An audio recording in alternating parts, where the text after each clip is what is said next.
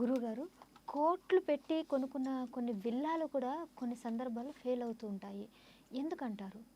ఈ కోట్లు అంటే ఎక్కువ డబ్బు కాబట్టి వాస్తు బాగలేని ఇల్లు మంచి ఫలితాలనేమి ఇవ్వదు. మామూలుగా చిన్న ధరతో కొనుక్కున్న ఇల్లు వాస్తు ప్రకారం బాగుంటే వాళ్ళకి మంచి ఫలితాలు ఇస్తుంది. మనం చూస్తున్నాం ఈ మధ్యన టౌన్షిప్ లాగా ఫ్లాట్స్ కట్టేస్తున్నారు. కట్టేసి ఒక్కొక్కటి 3,000 ఎస్ఎఫ్టీ, 5,000 ఎస్ఎఫ్టీ ఇట్లా పెట్టి ఒక్కొక్క ఫ్లాట్ 2 బెడ్రూమ్ 3 బెడ్రూమ్ కట్టి టౌన్షిప్స్ లాగా గేటెడ్ కమ్యూనిటీ ఎక్కువ అంతస్తులు పెట్టి కోట్లలో అమ్ముతున్నారు. ఒక్కొక్క ఫ్లాట్ 2 కోట్లు 3 కోట్లు, ఒక దగ్గర అయితే మరీ చెప్పలేనంత ధర కూడా పెట్టి కొనుక్కుంటున్నారు.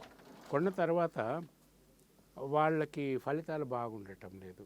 అట్లా చూశాను నేను కొన్ని. మరి లోపల వాస్తు ప్రకారం ఏమి బాగుండటం లేదు.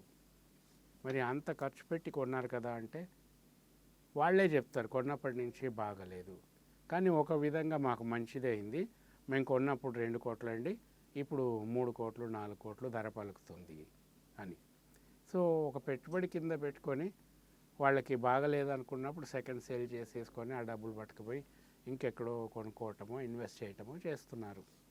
సో వాస్తు ప్రకారం ఇల్లు బాగుంటే మంచి ఫలితం ఇస్తుంది, కానీ వాస్తు ప్రకారం ఇల్లు కానీ ఫ్లాట్ కానీ బాగా లేనప్పుడు అది ఎంత డబ్బు పెట్టి కొన్నా అన్నది అక్కడ విషయం కాదు.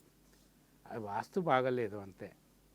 వాస్తు బాగున్న ఇల్లు తక్కువ ధర అయినా సరే మంచి ఫలితాలను ఇస్తుంది.